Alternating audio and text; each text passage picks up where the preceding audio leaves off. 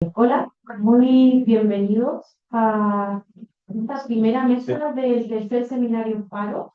La primera mesa de la jornada se llama El consumo en clave histórica y tendremos tres ponencias. Para cada ponencia, los expositores tendrán 20 minutos y para que seamos fieles al tiempo se les avisará cuando les quede 5 minutos y 1 minuto. Al finalizar cada presentación tendremos un espacio para comentarios y preguntas.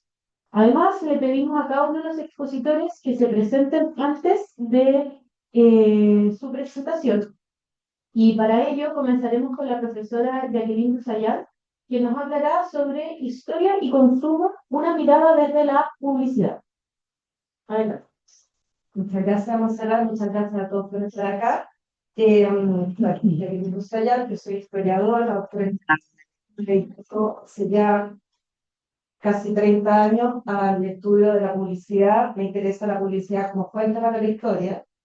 Y es lo que voy a presentarles ahora, en realidad una parte muy cortita de lo que va a ser mi capítulo para el libro que queremos hacer a este seminario. Y que tiene que ver con la publicidad como, entre comillas, colonizadora cultural.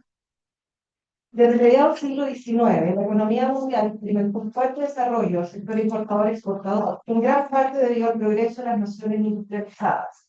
En consecuencia, el comercio se regularizó, diversificó y transformó en una industria en sí misma, debiendo incluso generar espacios y estrategias para colocar diversos productos en el mercado y hacerlos llegar masivamente al consumidor. Chile, como muchos otros países, se convirtió en importador de múltiples productos elaborados en Europa y en Estados Unidos. En tal contexto, la publicidad se transformó en un canal de comunicación imprescindible entre productores, distribuidores y consumidores, tanto a nivel local como internacional. En la medida que la competencia por captar el interés de los últimos se intensificó, dejó de materializarse en meros anuncios informativos para incursionar en estrategias disuasivas más complejas a cargo de profesionales en el área que empezaron a surgir por entonces, algunos trabajando intuitivamente, casi todos en Chile al comienzo, otros con mayores conocimientos provenientes de la ciencia económica, de la comunicación y la psicología. Estados Unidos, sin duda, llevó la delantera en esta área desde el cambio del siglo XIX al XX, según lo constatan sus propios contemporáneos. Se ve eso. En la revista Ilustrada Lira Chilena, en 1904 aparece una columna titulada ¿Qué es un aviso?, lo que demuestra que todavía no existía mucha conciencia acerca de lo que era la publicidad. Y dice, la respuesta ¿qué es un aviso? Es un pregonero que anda diciendo a todo el mundo, compre usted, vea lo que necesita usted, todo lo encontrará en tal o cual parte, como un judío errante que anda cumpliendo la eterna ley de la oferta y el pedido. Es el concepto. El mismo texto destacaba que los estadounidenses, en esos inicios del siglo XX, habían comprendido el valor de la publicidad para promover las ventas y activar así la economía al señalar que, comillas, los yanquis se han convencido de esa verdad, pues publican todo y en consecuencia lo venden todo. Mucho se ha escrito acerca de la facultad que tiene la publicidad para influir en el comportamiento de las personas. Sin entrar en ese debate, que en realidad es largo, complejo, pero súper fascinante, al menos creo que habría que decir por ahora que no puede discutirse el rol que tiene la publicidad como difusora de ideas, de productos, evidentemente, pero también de conocimiento.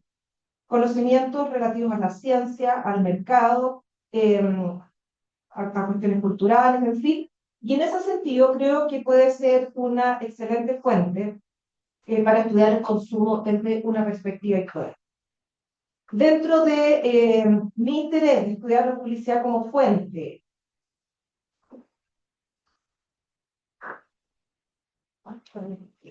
de estudiar como fuente para la historia cultural del consumo, eso, pero bueno. Lo que me interesa es estudiar la publicidad como fuente para la historia cultural del consumo, pero en esta oportunidad voy a hacer una mirada mucho más específica y es entenderla como agente de lo que algunos autores han denominado colonización cultural a través de una pequeña muestra de anuncios hallados en la prensa chilena entre 1850 y 1950. Al efecto, es necesario comprender que los conceptos de comprender los conceptos de colonización o imperialismo cultural, que también han sido altamente debatidos. Se refiere principalmente a los modos en que una ideología o un estilo de vida se, en comillas, exporta de una cultura o de un país a otro. Ello puede darse de manera explícita y coercitiva, pero también de un modo soterrado, inconsciente o sutil, a través de productos culturales tales como la literatura, el cine, la música y evidentemente la publicidad. Si bien la discusión en torno al colonialismo cultural se dio fundamentalmente tras la Segunda Guerra Mundial, ha seguido tomando relevancia en especial luego de la caída del muro de Berlín. Herbert Schiller comienza por uno de los impulsores de esto, al publicar en 1969 un texto que es un punto de partida en el momento de hablar de imperialismo cultural, titulado Mass Communication and the American Empire, en el que planteaba que después de la Segunda Guerra Mundial, Estados Unidos emergió como un imperio diferente, ya que no tenía territorios colonizados, pero sí comenzó a ejercer una fuerte influencia a través de los medios de comunicación, contribuyendo a una, entre comillas, americanización de sociedades de diferentes rincones del planeta y el bien sabido difusión del American Way of Life. Estudios más recientes permiten observar matices en este concepto.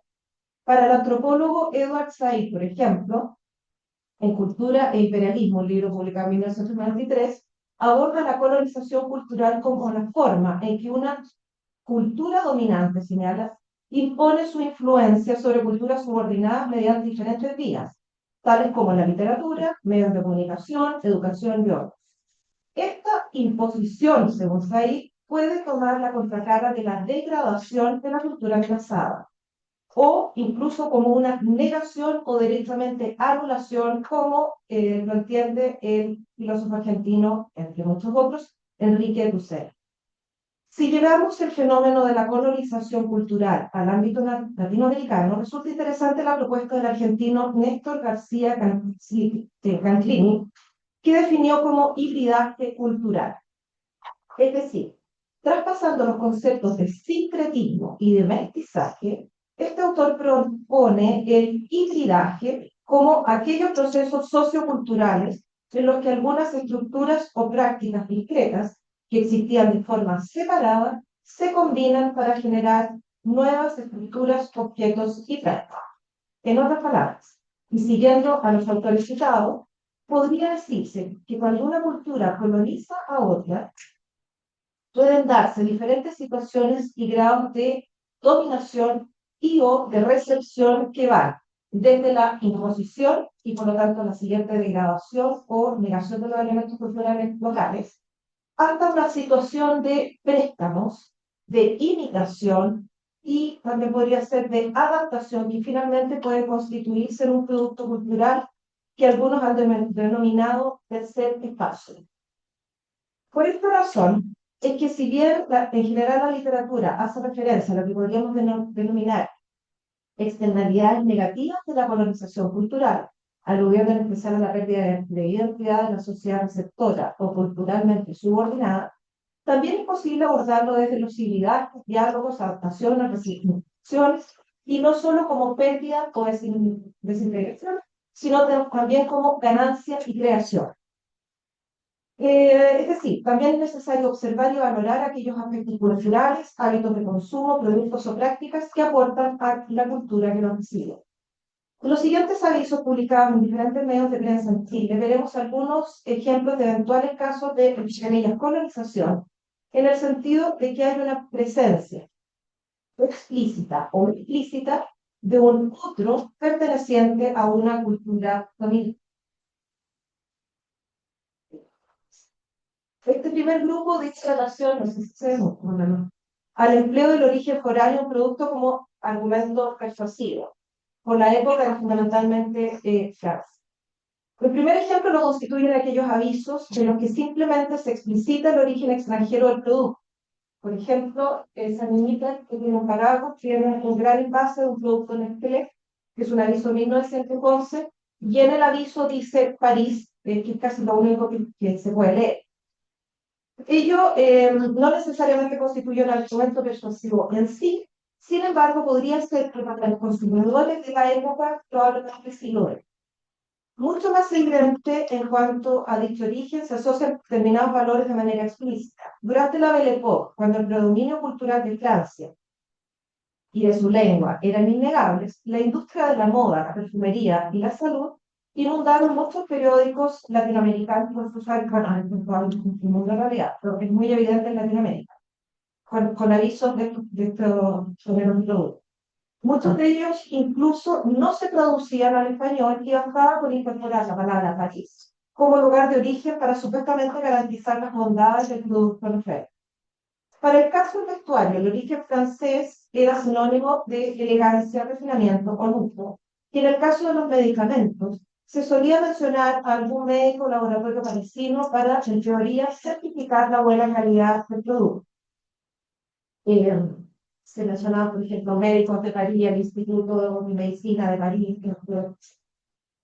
Para el caso de los productos de origen estadounidense y cuyos avisos comienzan a verse con especial fuerza a partir de la primera década del siglo XX, normalmente se ofrecían con valores que apelaban a moderno, eficaz, científico, industrial, u otros similares, aunque también hallamos algunos ejemplos en los que se le vinculaba elegancia y moda, empezando con entonces con París, y en este caso generalmente haciendo referencia a Nueva York o Colombia.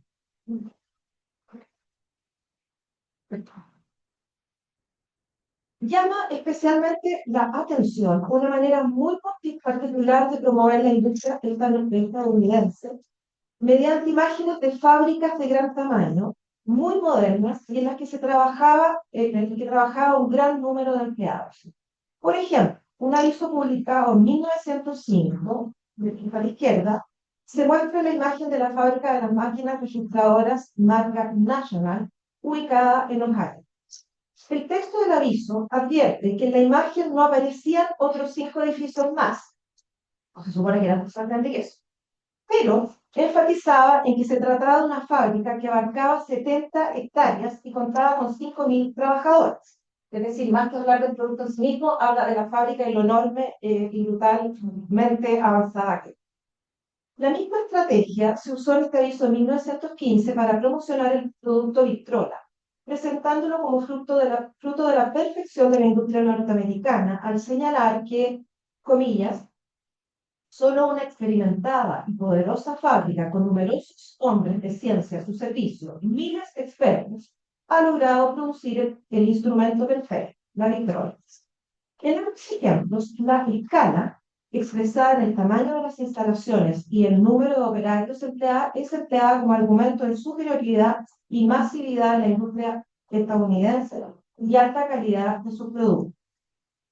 Otra estrategia interesante fue la de dar cuenta de las bondades del producto en oferta, empleando como garante la figura del tío Sam.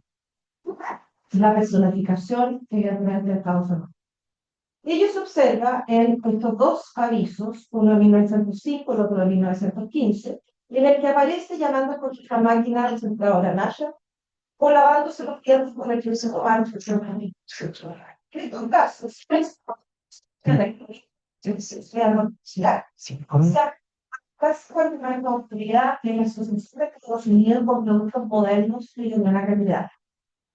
En Malvina, sin embargo, era fabricada, según se puede ver, esto no lo van a ver, pero se me dijo el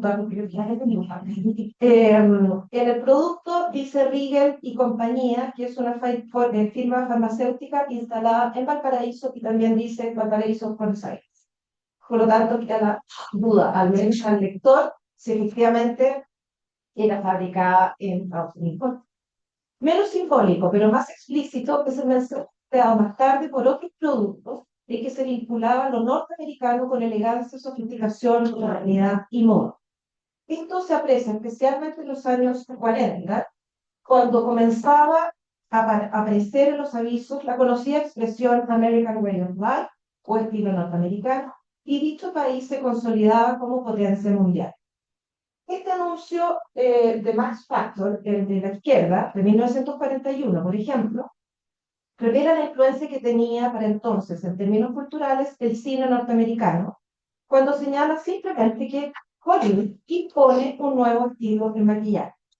Asimismo, una tienda chilena ofrece trajes norteamericanos marca Hollywood, invitando a vestir comillas con elegancia el corte y confección norteamericano. Mientras que una en 1947 empleó dicho origen como enganche, título del anuncio de vestuario femenino, para luego enfatizar en que se trataba de modelos que actualmente hacen furor en Estados Unidos, no necesariamente que sean elaborados en Estados Unidos. En esa misma línea, el anuncio de lápiz labial Mitchells decía ser creados en Nueva York y consagrados en Santiago. En este último caso, no hay un sincretismo cultural, sino una suerte de adaptación en toda, perdón, de trasladar la imagen de Nueva York, símbolo de lo moderno, a la ciudad de Santiago. En el siguiente grupo de ejemplos puede cerrarse posibles diálogos sobre liderazgo en el sentido empleado por García Campillo. El primero de ellos corresponde al anuncio de un aparato de radio marcativo que ofrece al lector la posibilidad de utilizarlo tanto en la ciudad como en el campo para no aburrirse. No, cabe señalar que dicha firma holandesa, Philips, debió trasladarse a Estados Unidos después de los bombardeos alemanes que destruyeron la fábrica en su país de origen, de manera que este aviso del año 1941 ofrece un producto fabricado ya probablemente en Estados Unidos. Lo interesante es que en Chile se vende este modelo con el nombre CUEC. El modelo de la radio es el CUEC.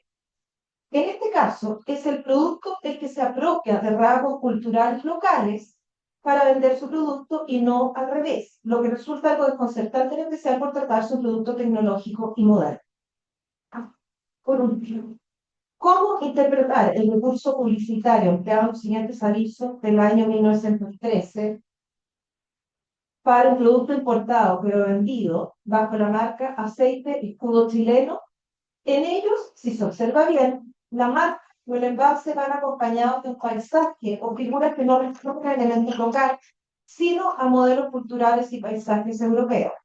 Una campiña con un castillo, facilito no hay, un joven británico, una mujer vestida con un traje típico holandés. Fuera de la marca del aceite, no hay textos que complementen el discurso, por lo que la fuerza argumentativa recae casi únicamente sobre el engaño. Cabe preguntarse, ¿se apela al origen europeo del producto y eso debiera leerse como sinónimo de buena calidad o de refinamiento? Una segunda lectura podría ir en el sentido de lo que algunos han llamado como arribismo cultural o intento de asimilarse a una cultura que se estima superior.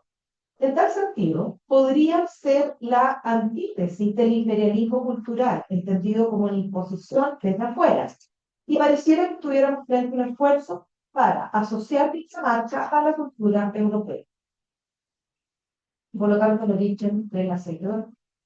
Esto último invita a reflexionar acerca de si es posible ver la colonización cultural no solo como la imposición de la cultura dominante, sino también desde la perspectiva de la permeabilidad, o más aún, de la voluntad de la cultura dominada, entre comillas, por asimilarse, pertenecer o empaparse de esta cultura local.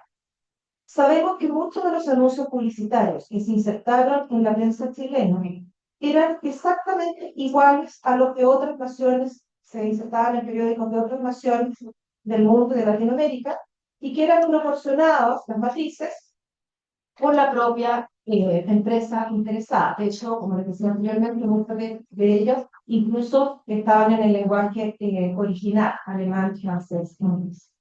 Sin embargo, no hay que descuidar el hecho de que muchos otros fueron confeccionados en realidad por artistas locales, que recurrían a los elementos que tenían Panamá y a los elementos que estimaban convenientes. Esto matiza la visión de la colonización cultural como un proceso necesariamente jerárquico y consciente, pues al menos en lo que a los avisos publicitarios concierne, quizás también sea producto de decisiones azarosas, intuitivas y locales. Muchos de los copistas, incluso, o de los dibujantes que hacían los avisos publicitarios en Chile, manejaban algo de la literatura sobre publicidad que ya empezaba a escribirse, y también contaban con avisos diarios, en fin, ejemplos de avisos publicitarios chilenos. Por lo tanto, hay algo de conocimiento, pero también mucho de intuición. Muchas gracias.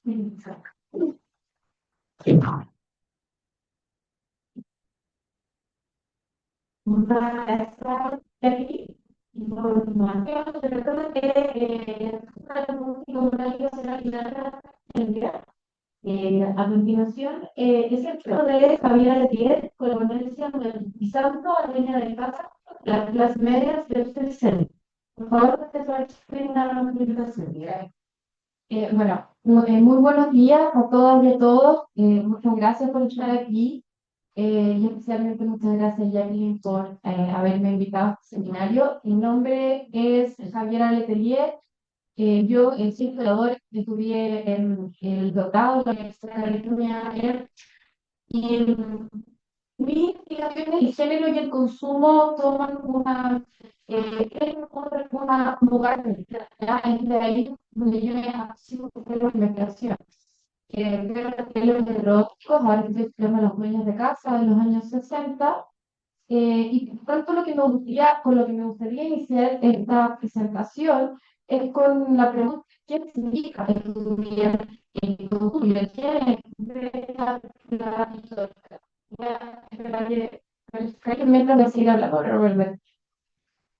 Bueno, si nosotros pensamos en la historia como de la economía hace 30 años atrás, nos vamos a encontrar con el énfasis puesto en lo cuantitativo, ya en el Producto Interno Bruto, en los niveles de exportación,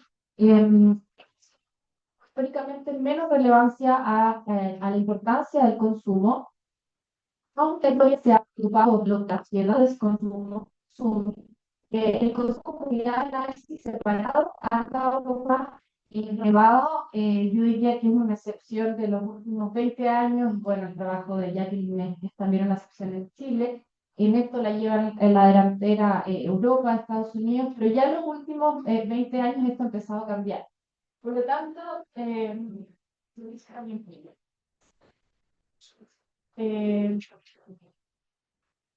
lo que planteo en mis investigaciones es que podemos entender también el consumo desde un punto de vista cualitativo, desde un punto de vista cultural, y lo que voy entonces a intentar mostrarles ahora es cómo podemos entender, si analizamos el consumo desde una mirada cualitativa y cultural, qué son los elementos que podríamos aprender de él. Por ejemplo, acá tenemos unos transeúntes de 1969 en las calles de Santiago, que están mirando en las vitrinas estos televisores, ¿ya? Y de hecho en una entrevista una mujer de clase trabajadora me dijo que la primera vez que ella había visto un televisor había sido justamente en las vitrinas de las calles de Santiago.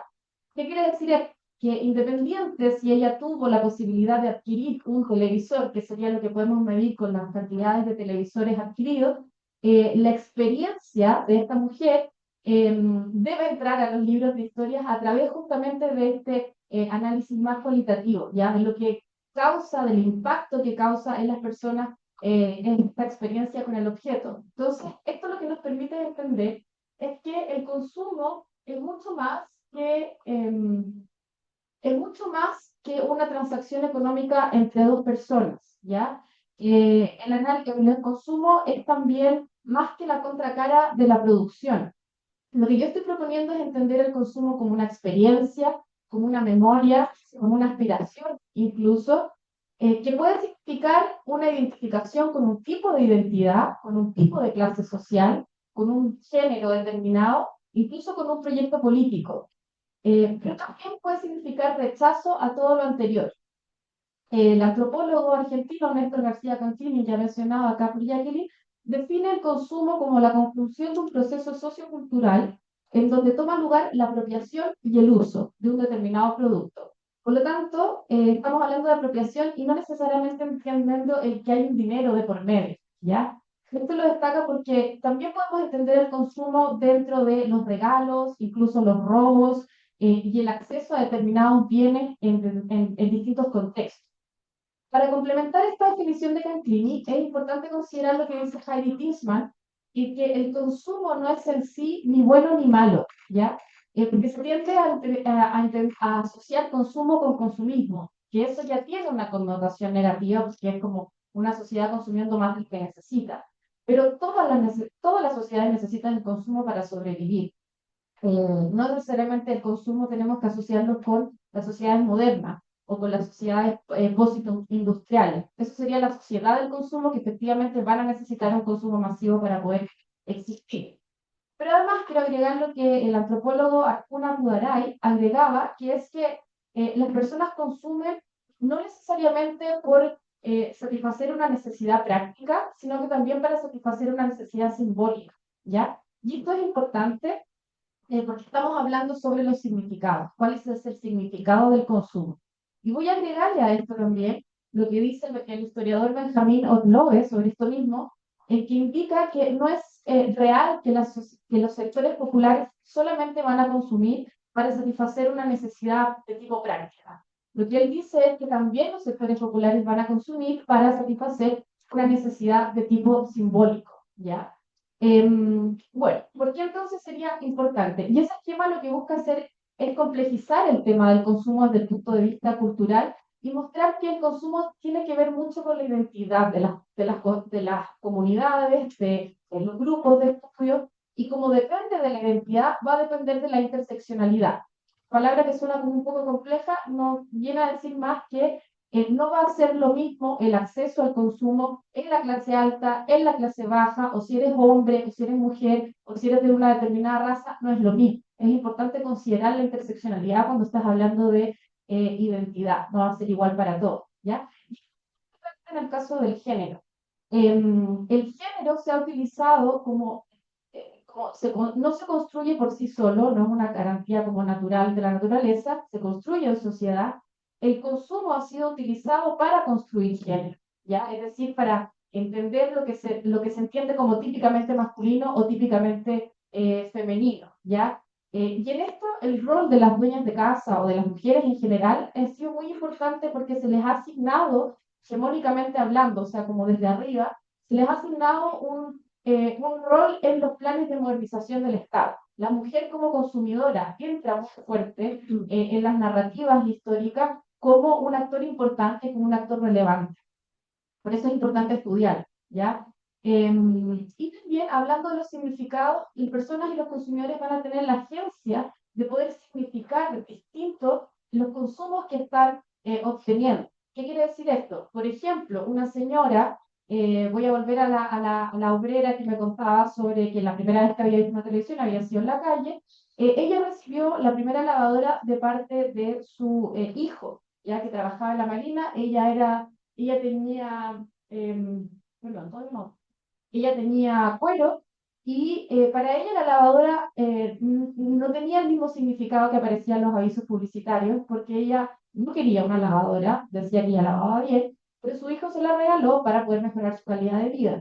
Por lo tanto, ella cuidaba la lavadora, le había tejido incluso un crochet para que no se ensuciara, la limpiaba, porque para ella era reflejo de, bueno, el cariño de su hijo y un ascenso social, ¿ya? Y eso era distinto a las imágenes que aparecían en la publicidad sobre estas mujeres que al casarse deseaban una lavadora y se la pedían también al marido.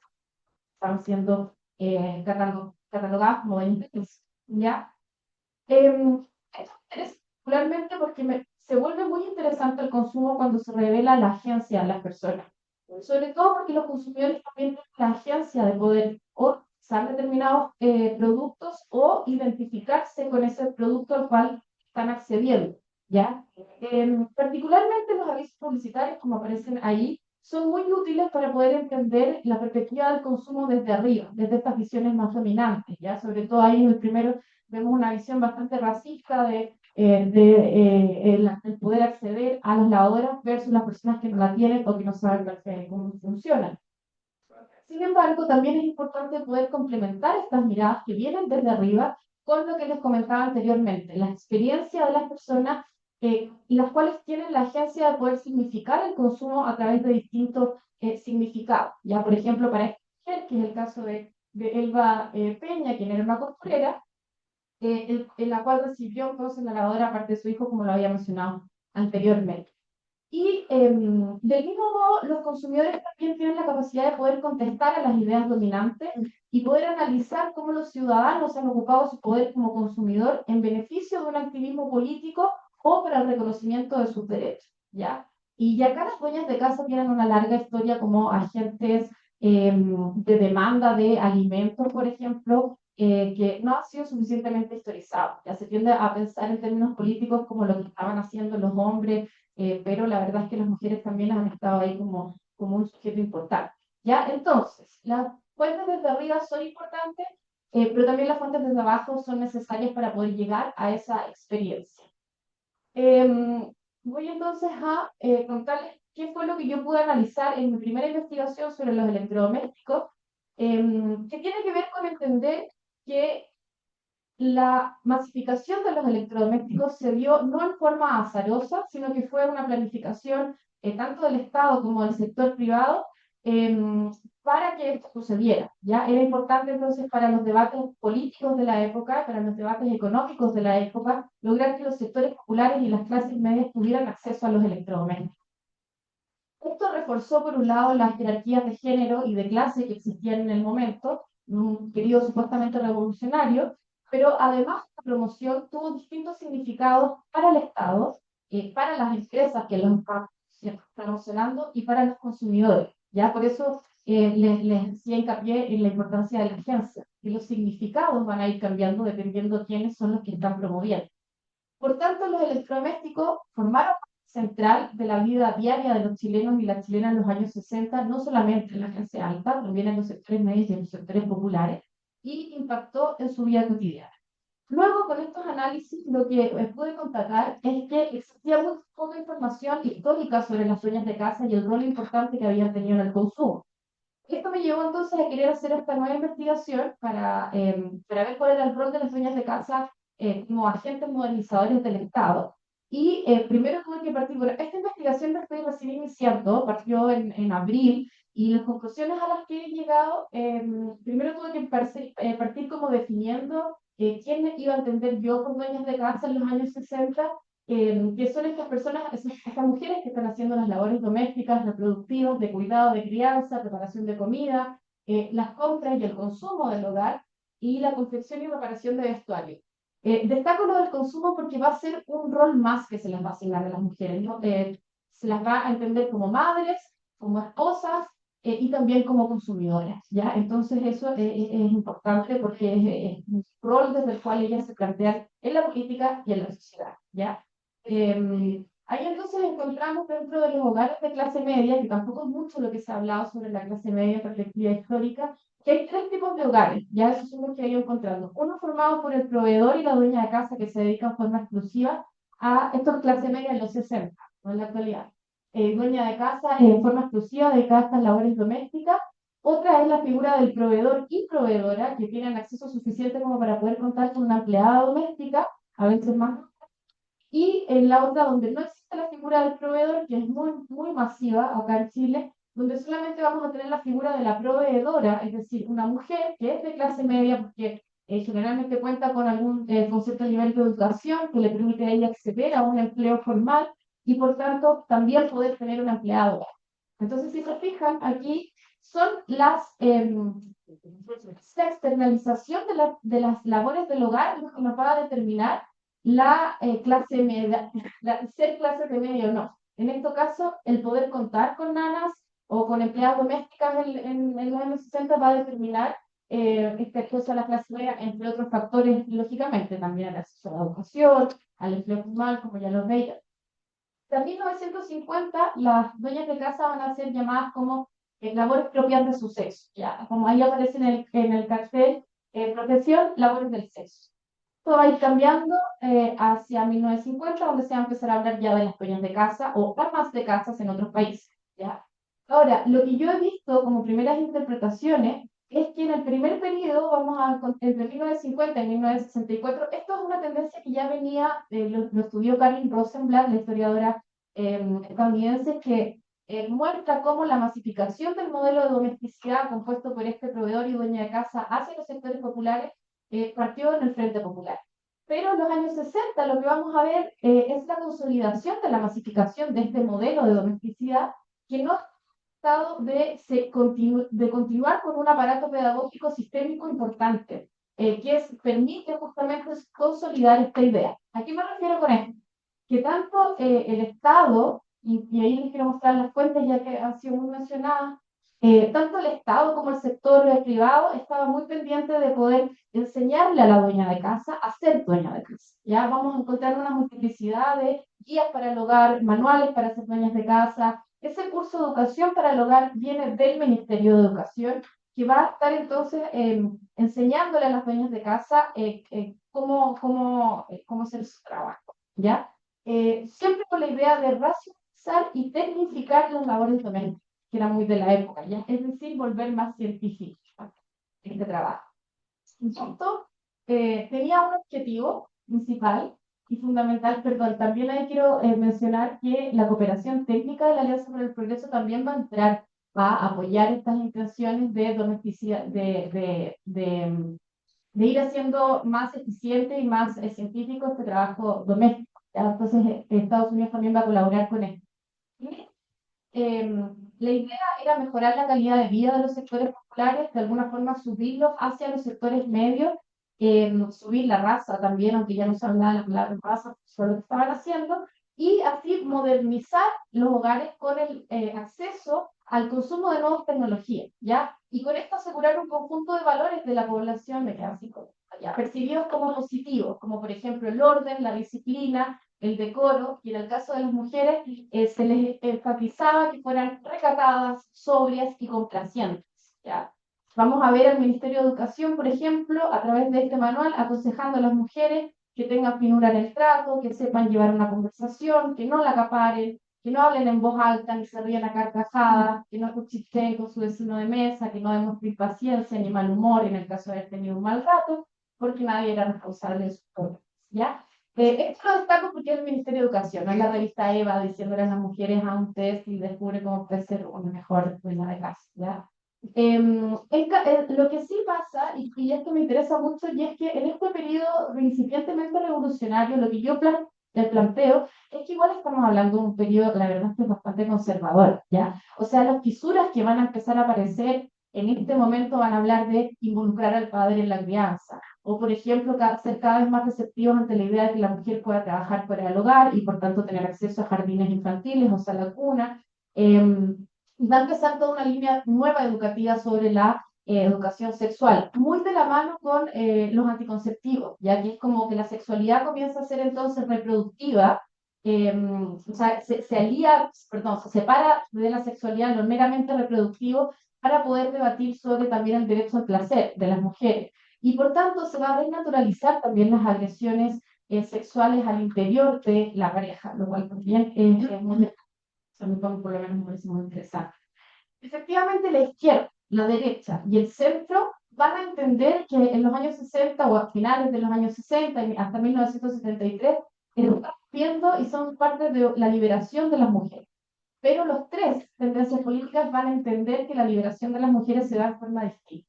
¿Ya? Ahí puedo seguir explayando en eso como en relación al consumo, pero como ya se me está acabando el tiempo, lo que quiero marcar es, como reflexión final, es que las dueñas de casa fueron un actor político relevante de este periodo, que entraron políticamente hablando desde su rol social, no solamente como madres y esposas, también desde su rol de modernizadoras del hogar a través del consumo. ¿Ya? Por eso es tan importante estudiarlo.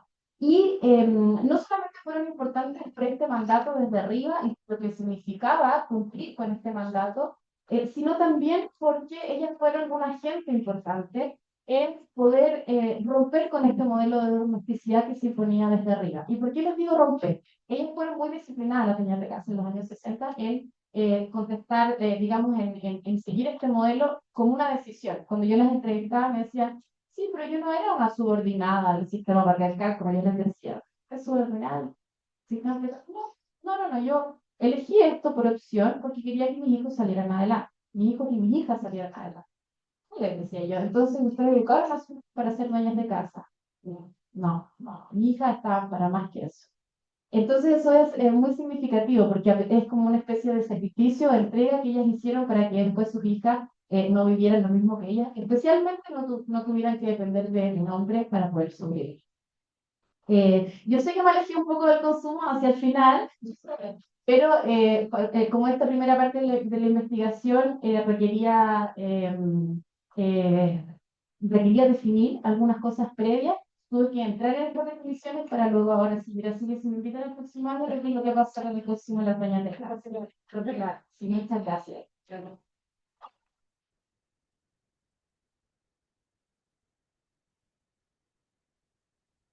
Entonces, vamos a tener la tercera y última lectura, que es la primera del seminario Paro versión 3. Le damos la palabra a Claudia Reyes y Carlos Villarroel, quienes nos hablarán sobre consumo y género, una práctica cultural performativa. Les recuerdo, por favor, hacer una breve presentación de ustedes antes de pasar a su exposición. Muchas gracias. ¿Se escucha? Hola, buenos días a todos y todas. Mi nombre es Claudia Reyes. Yo soy una académica de periodismo de la sede de Concepción y con mi compañero Camilo García, de la Universidad de la Universidad de la Universidad, un gusto.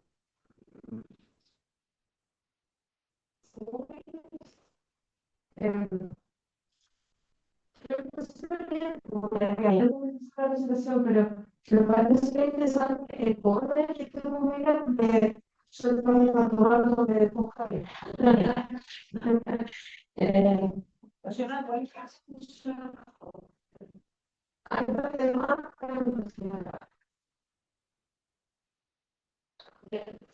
Eh, esta presentación el título La construcción del consumo como espacio feminizado. Eh, ah,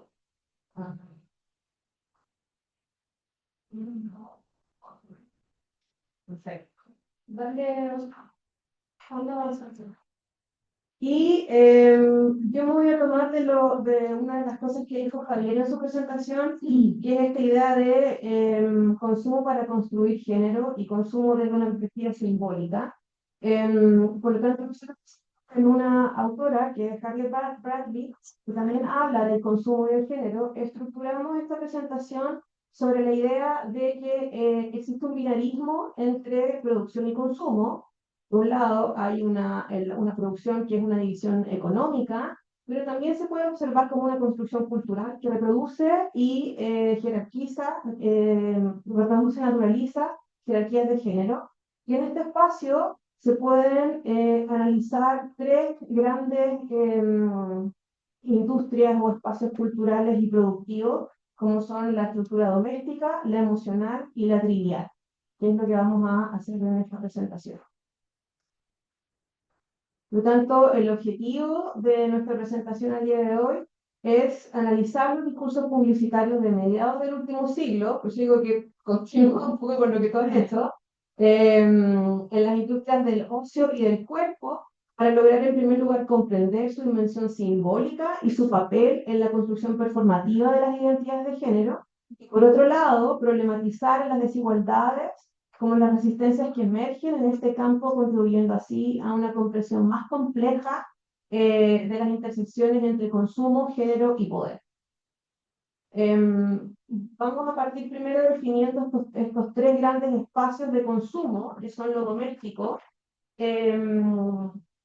Y aquí, en una primera instancia, se estructura lo doméstico como un espacio relacionado específicamente, si lo miramos desde el punto de vista femenino, como reproducción social, en donde se invisibiliza, si bien es un espacio de consumo activo y que aporta muchísimo a la economía, se invisibiliza como una actividad doméstica, en donde la mujer es la encargada por naturaleza de la alimentación, la limpieza y los cuidados.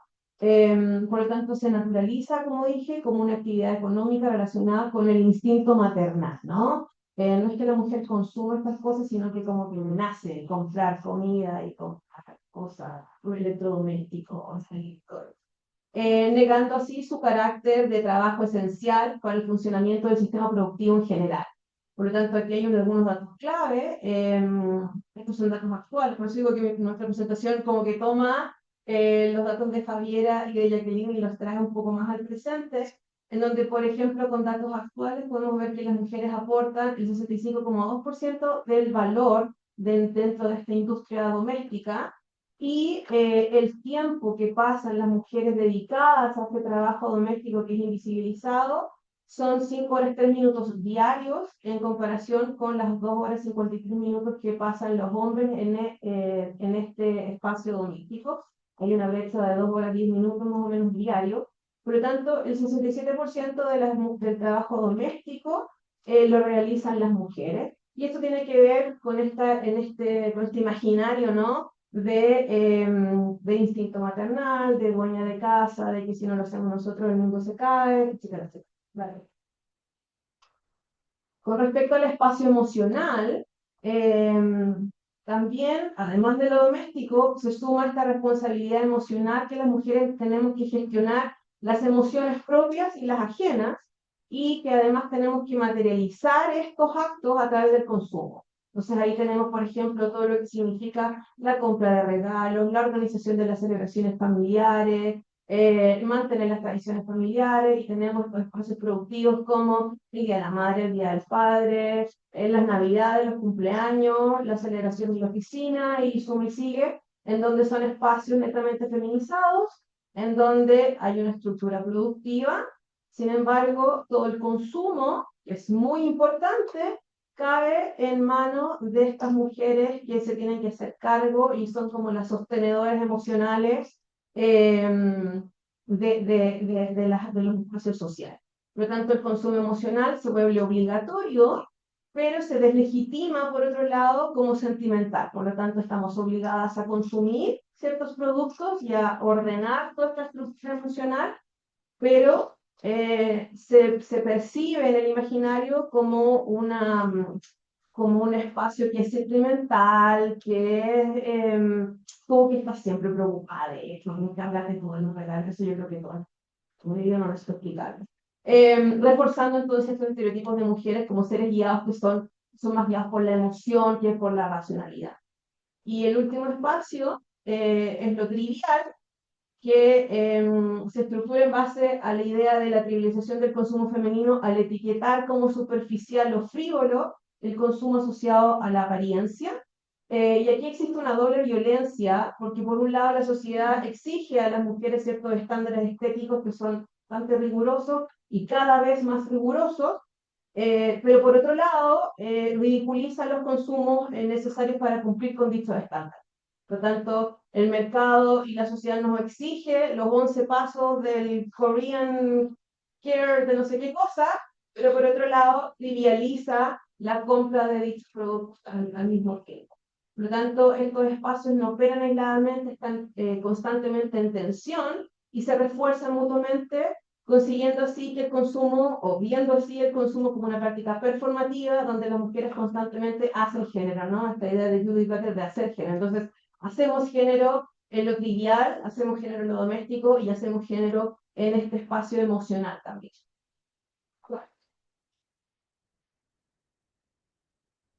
Es interesante ver cómo el consumo de género va de alguna manera muy asociado al tema de los roles, ¿sí?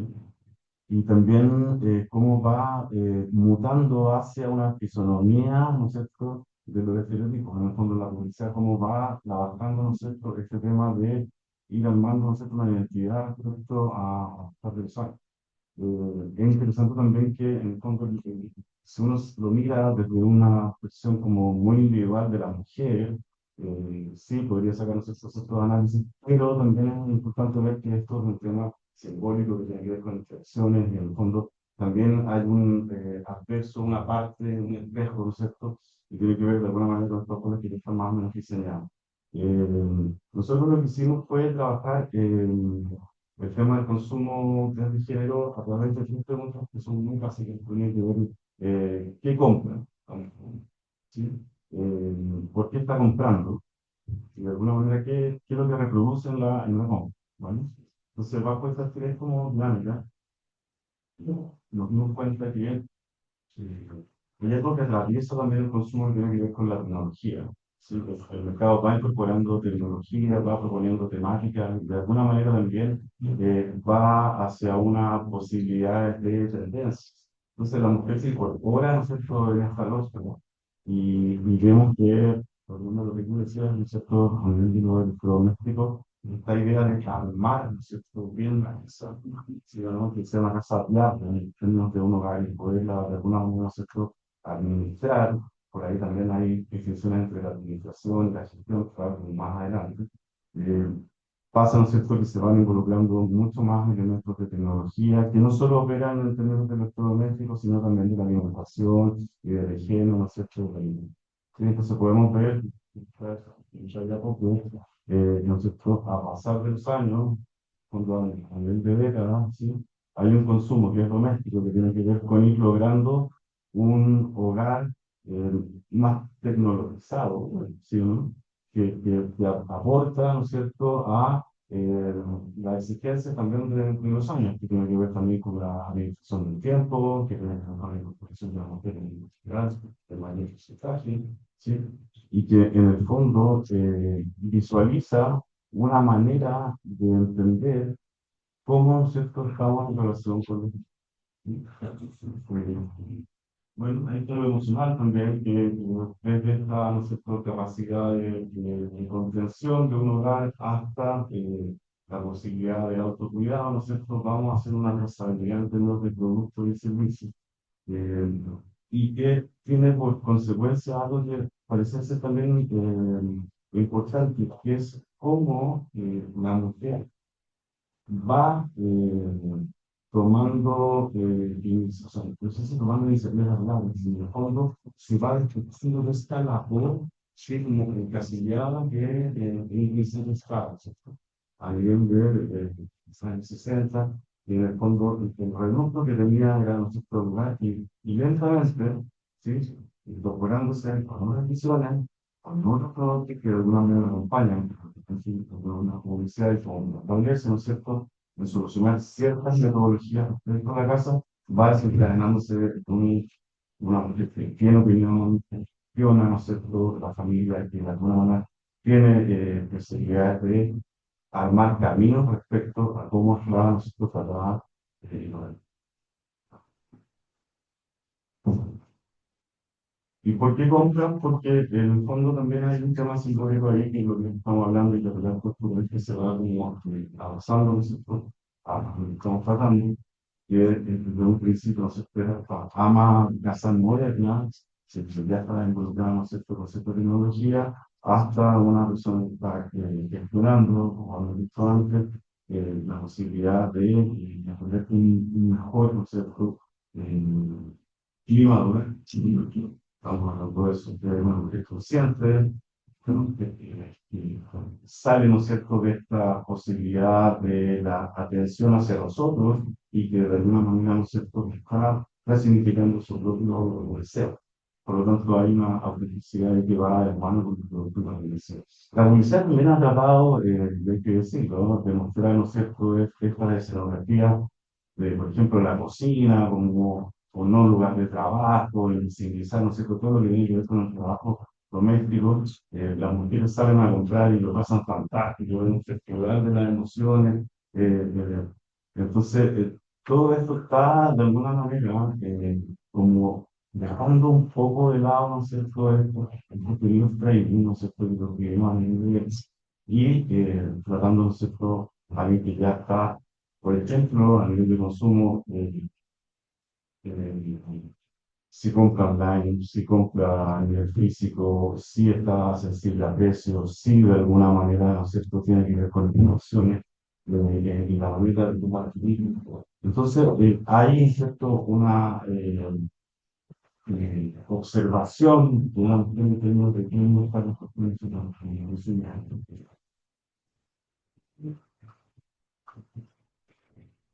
Y nosotros nos limitamos a tener mucho más. De hecho, sí, bueno, bien, buscar a través del consumo externo ciertos desplazamientos que teníamos como posibilidad de compartir y tiene que ver, ¿no es cierto?, con esta domesticidad feliz del hogar, ¿no es cierto?, hasta reconfigurar, ¿no es cierto?, el tema doméstico en una envío de casa muy tecnológica, pasando, ¿no es cierto?, por una idea muy vieja, separada, por tanto, la modernidad, y que busca equilibrios funcionales en el clima. Y por lo tanto, el género opinión muy sincero respecto a cómo tratar esta condición de los sexos patológicos. El tema emocional, lo que hizo también este desplazamiento de este problema de los otros, al servicio de otro en este equilibrio hacia un consumo mucho más aborda el empoderamiento, perdonando el concepto que tiene relación con cómo hoy día se está viendo la mujer en términos de las ofertas que existen a nivel de consumo. Y finalmente, esta idea de un consumo trivial, muy por la vida, a veces muy ridículo, en el fondo como muy cotidiano, ya, que tremendamente depresivo en términos de valores que se pueden hacer, y que tienen que ver esos propuestas, es una mujer que está súper actual respecto a su rol, que no tiene que más que ver con casos que está ser para también mucho más difícil. Yo creo que unos promedios que ingresan de colegios y de universidad cruzando por ser humano mucho mayor. Entonces, posibilidad de entrar, no sé, cómo hablar, es mucho más. Ok, entonces como para ir cerrando, hay ciertas ideas centrales que nosotros quisiéramos como englobar para finalizar. Decir específicamente que desde el punto de vista el consumo nosotros lo entendemos como producción de identidad, de relaciones, de capital social. El consumo actúa efectivamente como ritual de género reiterado que produce y reproduce cierta imaginario de feminidad. En lo doméstico se performa específicamente desde la óptica del cuidado, el amor como trabajo, y lo emocional se performa desde la empatía y el trivial se performa desde la apariencia. ¿Vale? Por lo tanto, mientras la producción se ve como un espacio masculinizado, ¿cierto? Se valora como seria, racional y económicamente relevante, el consumo, por otro lado, se feminiza y se deslegitima como motivo doméstico y trivial. Por lo tanto, tenemos por un lado esta cierta dicotomía entre los que se producen y las que consumimos en industrias y en mercados muy relevantes, pero que por otro lado se legitima como sensible, como doméstico, como emocional. La feminización del consumo coexiste con esta masculinización, entonces el trabajo productivo, generando esta brecha simbólica, ¿no? Que a lo largo de las décadas hemos ido de alguna forma avanzando, pero que sin embargo sigue ocultando que el consumo es producción de identidad, de relaciones, de capital social, como yo lo dije, dando en cuenta que las mujeres toman decisiones económicas significativas, que son las que controlan alrededor del 70 y el 80% del consumo familiar en países occidentales, y la civilización del consumo reproduce esta subordinación económica a las mujeres, en donde tenemos por un lado que consumen porque la sociedad se lo exige en términos de belleza y de cuidado del cuerpo, pero por otro lado se ve como un consumo trivial y emocional. Creo que me queda. Para cerrar, a medida que las mujeres ingresan al mercado laboral, que lo estamos viendo, no abandonan estas ideas de la gestión emocional ni doméstica, sino que se suman a una tarea extra, por lo tanto que se intensifican mediante el consumo, y que surge este ideal, ¿no?, de supermujer que es eficiente, cuidadora, atractiva, y además trabaja, por lo tanto se consolida esto como figura cultural. Y el consumo específicamente se convierte entonces en una tecnología de equilibrio simbólico que le ayuda a navegar estos múltiples espacios en los que tiene que conquistir, pero sigue reproduciendo una subordinación entonces económica de las mujeres en estos espacios de lucha. Eso, muchas gracias.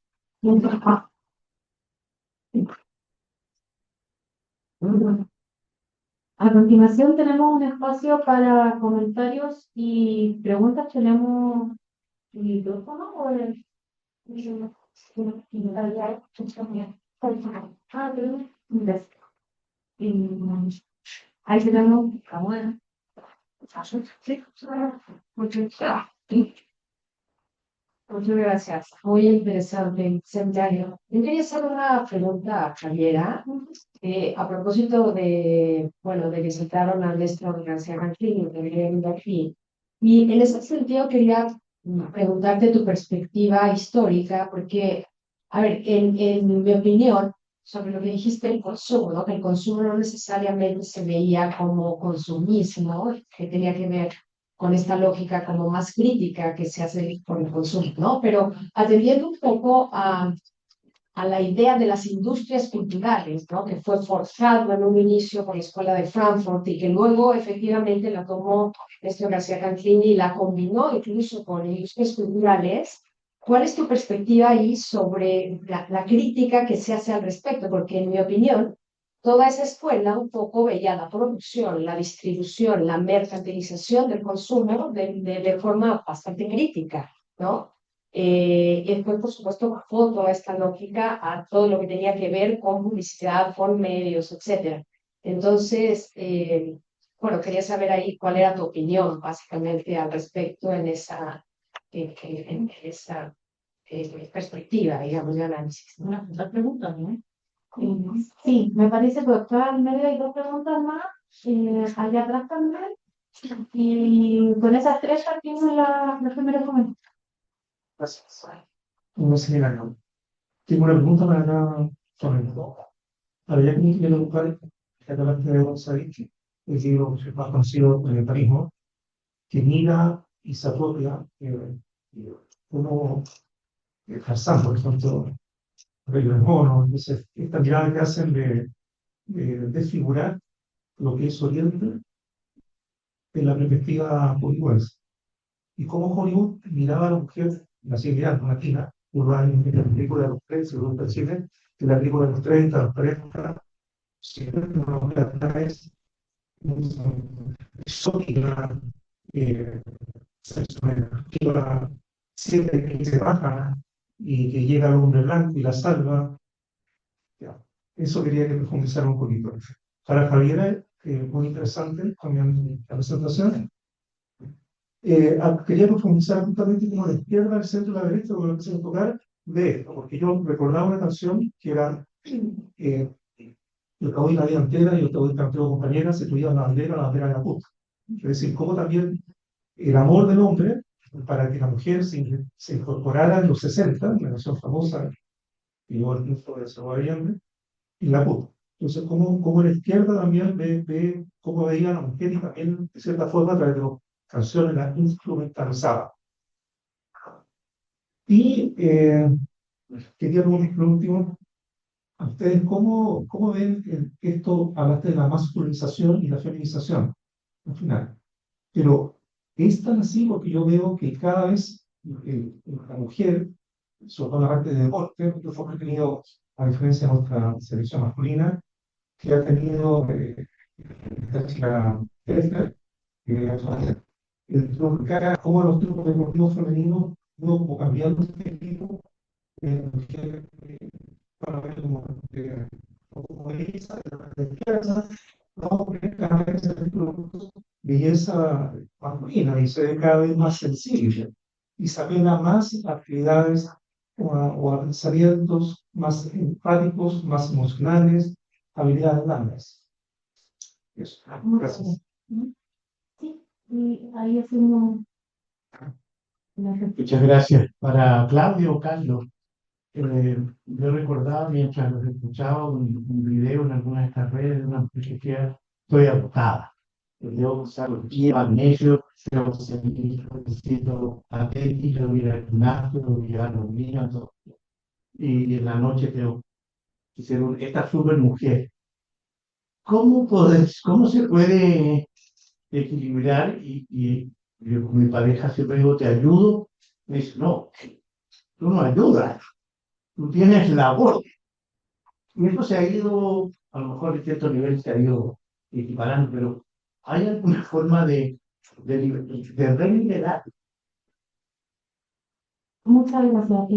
Javiera, ¿quieres partir? Sí, claro, sí, no, no hay mucha pregunta. Ya, gracias por las preguntas, María José, muchas gracias. Sí, bueno, sobre la perspectiva crítica del consumo, lo que me faltó decir es que hace 30 años acá la forma de entender el consumo era pensando en que efectivamente las agencias de publicidad, las industrias tenían la capacidad de dominar a las personas a través de, decían, captain of conscience, ¿no? Como capitanes de conciencia, que podían entonces mover a las personas como si fueran marionetas. Pero esa perspectiva se ha ido como puliendo efectivamente a través de este rol de la agencia, ¿ya? En el cual la agencia va a empezar a tomar mucho protagonismo porque el consumo de alguna forma empodera también a los ciudadanos, a los consumidores, y ahí entra una distinta creada entre el Estado, los ciudadanos y los consumidores, ya, o la sociedad en realidad en general, Estado, sociedad, ciudadanos. Entonces, esa perspectiva crítica del consumo ha avanzado en esa dirección. Sin embargo, creo que especialmente la izquierda acá en Chile, o los historiadores que han estado actualizando los movimientos de izquierda, sí han, y por eso creo que es muy importante la aclaración que hace Heidi Klinsmann, porque de alguna forma sí se ha instalado la idea a nivel de sentido común, lo digo, y también ha permeado en la academia, entender que el consumo como un asunto neoliberal, es como un asunto de la derecha, que están preocupados del consumo, como si la izquierda pudiera liberarse del consumo, cosa que no es real, no sucede. Por eso decía, o sea, es algo de las sociedades premodernas. Todos los gobiernos, independientes de la ideología, tienen que resolver el problema del consumo y lo van a hacer a través de distintas estrategias, ¿ya? Y ahí es donde la triada Estado-sociedad va cambiando cómo ven a ese individuo, ¿ya? Pero claro, viendo el consumo también como su capacidad de agencia, creo que se abre esta dimensión de los significados, del empoderamiento, por ejemplo, ya a raíz que estoy hablando de Heidi Klinsmann, ¿cómo cambió para las mujeres? Se ha mencionado mucho esta entrada masiva a lo laboral. ¿Cómo cambió que las mujeres pudiesen contar con un sueldo para poder comprar lo que ellas querían, ir identificando cuáles eran las necesidades del hogar? Eso no es menor, no puede dejarse de lado. Y empalmo acá con la pregunta sobre las distintas visiones de esta liberación de la mujer de la izquierda, de la derecha y del centro. Yo le puse atención específicamente a que, si bien me parece muy importante que los tres daban por hecho que existía una liberación de la mujer en los años 60, 65, ya con Allende. Sin embargo, cada vez que ellos hablaron de estas distintas tendencias de esta liberación, entendieron cosas distintas por esta liberación, ¿ya? En el caso de la derecha, por ejemplo, se entendió que si la mujer tenía más acceso a electrodomésticos, iba a ser más libre, ¿ya? Porque iba a tener más tiempo para dedicarse. Creo que es una idea equivocada, estoy hablando de la derecha de los años 60, no estoy criticando la derecha, pero sí se simplificó en el fondo esto, como que se entendió, que porque lo que no estaba cambiando eran las estructuras culturales, ¿ya? Como decían acá también en la presentación de Claudia, como que de alguna forma se refuerza el patriarcado justamente porque no importa si ahora hay una lavadora o no, quién es el que la va a usar, ¿ya? Entonces, mientras las estructuras siguieran siendo patriarcales, no importa cuánta tecnología entra al hogar, vamos a seguir reforzando los patrones anteriores, ¿ya? El centro entendió, como estoy hablando de la DC, entendió que la liberación de la mujer, y acá reforzó una narrativa que hasta el día de hoy cuesta sacar en la academia, y es que las mujeres se fueron involucrando en política. Ellos se sintieron que eran agentes también de la politización de las mujeres a través de los centros de madres, por ejemplo. Sin embargo, si nosotros, los nuevos historiadores que están viendo historia de género, ven la historia de las mujeres política siempre, solamente que no han excedido a los puestos de poder o como forma masiva, pero han estado ahí haciendo política. Las dueñas de casa estaban pidiendo a los sindicatos que mejoraran la calidad de la carne, qué sé yo.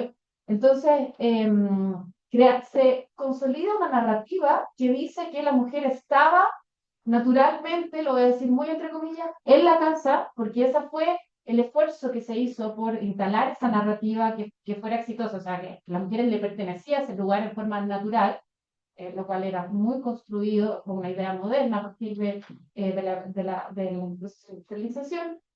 Pero eso no se cuestionó la idea, era como que parecía natural, parecía que tenía sentido y ningún intelectual lo cuestionó. Sin embargo, en la izquierda, las feministas de izquierda sí empezaron a decir en los años 60, afectados de años 60, igual sería bueno que se entendiera no solamente que los hombres tienen que involucrarse en la crianza, sino que también en los labores domésticos.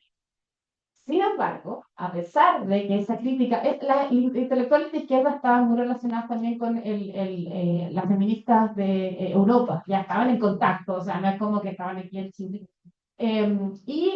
Mientras las feministas estaban diciendo, bueno, hay cosas que hay que cambiar, no solamente la crianza, no solamente que la mujer se entienda que pueda salir al ámbito laboral, sino que también, por ejemplo, lo de las labores domésticas. Pero eso no entró, no alcanzó a ser parte como del programa de la revolución, ¿ya? Por eso yo digo que es una revolución muy conservadora, porque no se tocaron las estructuras de género en la revolución, como que de alguna forma el modelo de domesticidad siguió siendo replicado, ¿ya? A pesar de que estaba esta crítica y las mujeres tampoco dieron, o sea, perdón, las feministas no dieron la pelea porque lo que se decía era que no va a haber una revolución doméstica. Yo le estoy poniendo el término revolución doméstica, pero de otra forma. No va a haber esa revolución doméstica hasta que no logremos poner la revolución. Entonces, como que, a pesar que se decían que eran revoluciones paralelas, en realidad hubo una subordinación de una revolución por otra. Por eso no llegó como a completarse, no solamente porque la revolución se acabó. No sé si eso contesta la pregunta, pero sí entonces ahí dentro de la izquierda hay que distinguir quiénes eran feministas y quiénes estaban en el poder. ¿Ya? Tengo la segunda, eso parece, yo estoy, sí. A ver, una cosa con respecto a lo que decías tú y tomando lo de Javiera, hay un estudio de inclusión que ya tiene varios años, pero que estudia el caso de México sobre todo, eh, eh, y dice que las mujeres en este sentido son víctimas y cómplices, es decir, reproducen ellas en la educación de sus propios hijos aquello de lo que están alegando. Entonces, la cosa es bastante compleja a veces en términos culturales.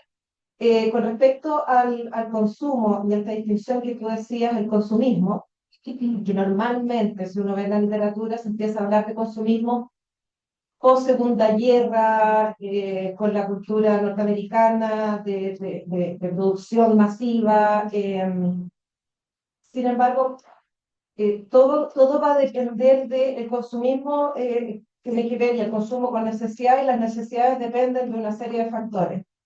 Simplemente para ponerte un ejemplo, yo encontré en un aviso publicitario zigzag del año 1930 de la tienda, una gran tienda que existía entonces, que se llamaba Gatti Chávez. Era un texto más o menos largo, pero una de las cosas que me llamó la atención, y ahí dije clic para tener que estudiarla, que es un llamado para una realización, o sea, le hace liquidación de la E. Y entonces venga, compra, se empieza nuestra vitrina, ¿no?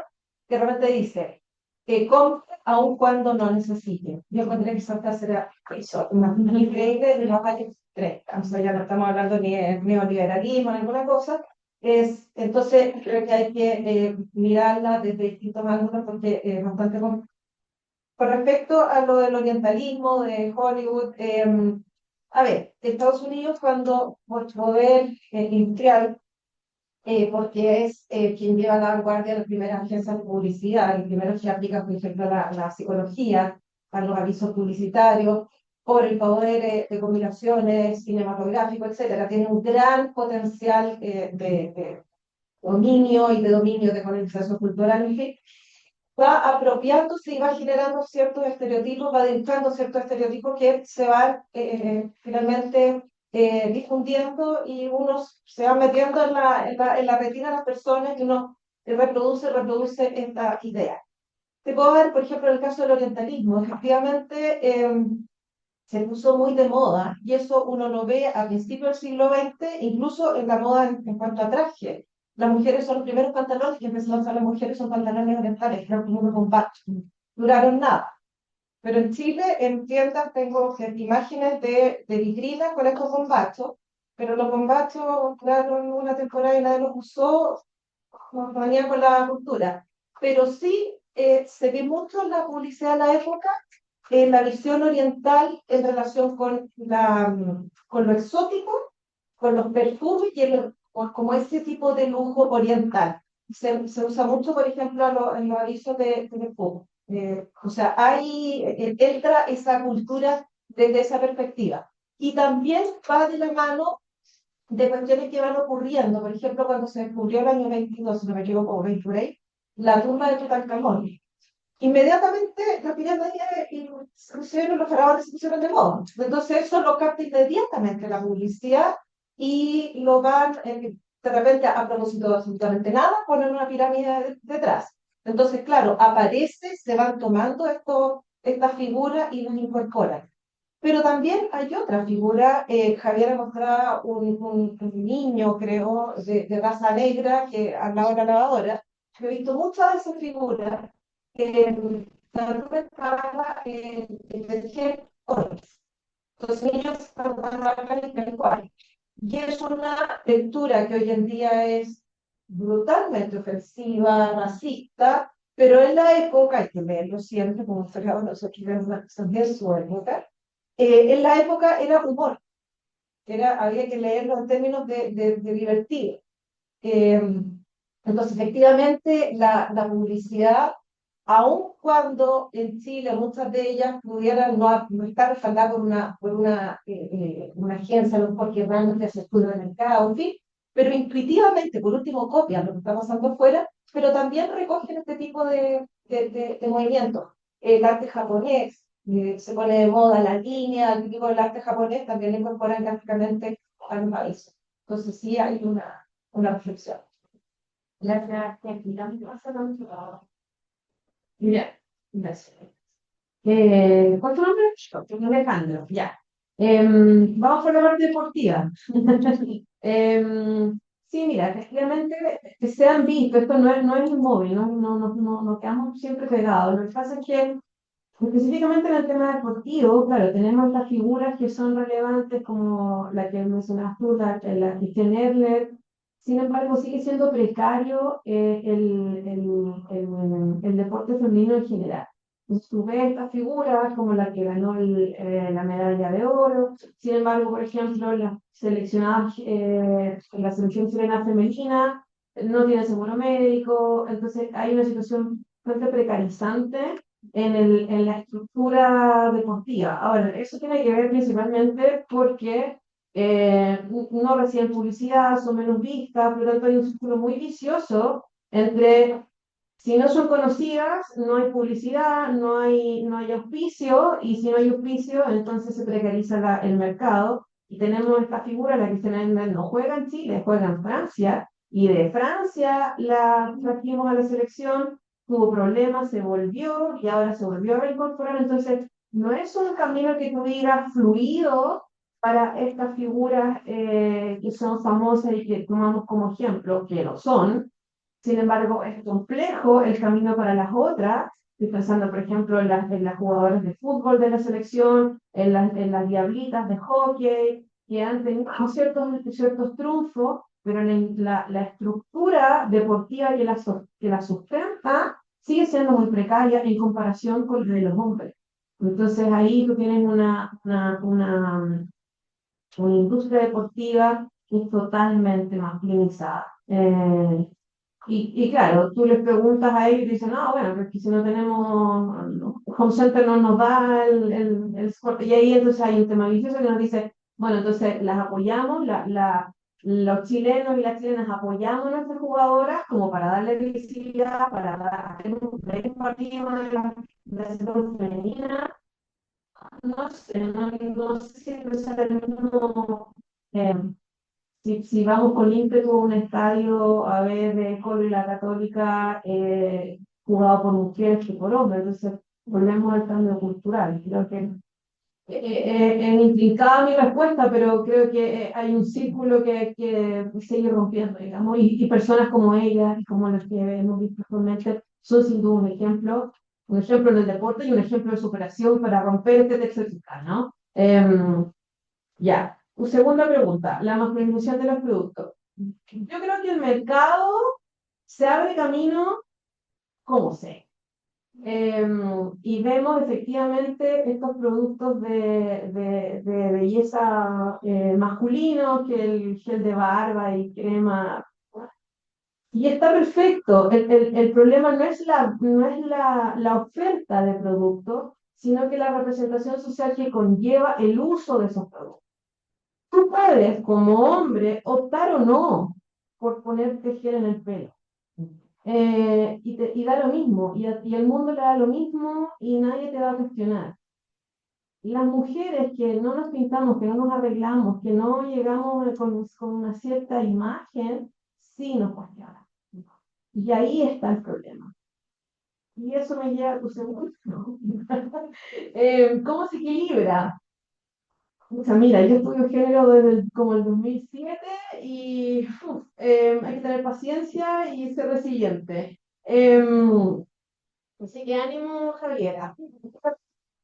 Mira, yo creo que tú tocas un punto fundamental. Creo que la corresponsabilidad es trascendental.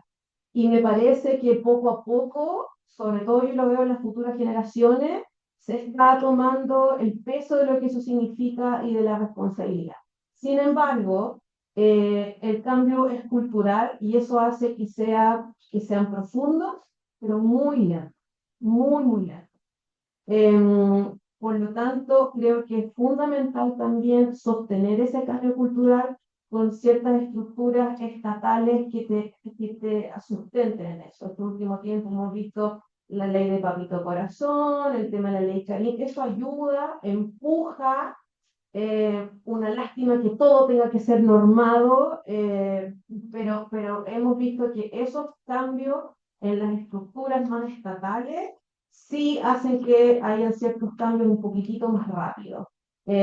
Yo sigo esperando por la solar universal, vamos a ver si sale dentro de esta próxima década, pero creo que hay una correlación entre una estructura social, política, económica que nos permita avanzar, pero también hay un cambio cultural que es trascendental. Y esos son los microcambios, ¿no? El cambiar el te ayudo por si veis un plato sucio, lava. No, no. Entonces, son pequeñas cosas que van trabajando el cambio cultural. Si se viene un cumpleaños, bueno, cómprala, compra el regalo.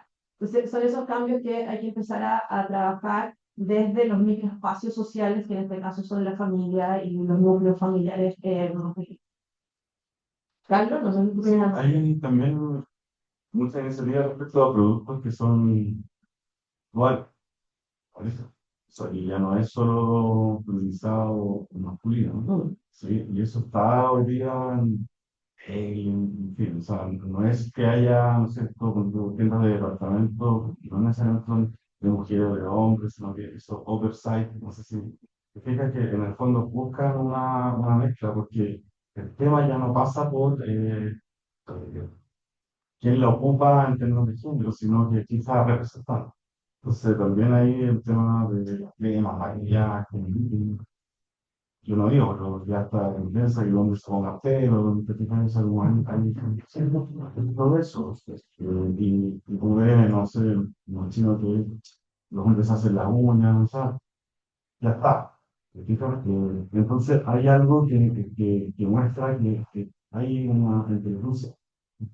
Yo también siento que las nuevas generaciones, a propósito de lo que decías, que en el fondo sí hay reproducción y hay algo necesario respecto a los roles, pero sí,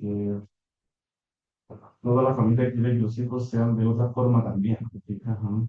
Entonces, esta optimización del hogar también entra como para nueva familia, ¿no? Se fija que están como tratando, ¿no es cierto?, de ahorrar tiempo, tener buenos momentos, buenas experiencias, pero no necesariamente clasificarlas por los labores que uno debería buscar hacer. Todos ayudan, ¿sí? Y claro, es cierto. El deporte, por ejemplo, era una categoría específicamente para los hombres, ¿sí? que lentamente se ha ido como, ¿no es cierto?, como integrando hacia otra perspectiva. Pero también está mirada desde un tema del entretenimiento, del show, te fijas, también hay una espectacularidad que es necesario como tratar en términos de políticas públicas. Yo creo que el levantamiento de talento no tiene que ver con género. Así que vamos como por buena causa. Muchas gracias a todos por sus preguntas. En honor al tiempo, ya que tenemos otra mesa a continuación, vamos a estar hasta aquí. Le agradecemos al público por sus preguntas y su atención y también un aplauso para los expositores.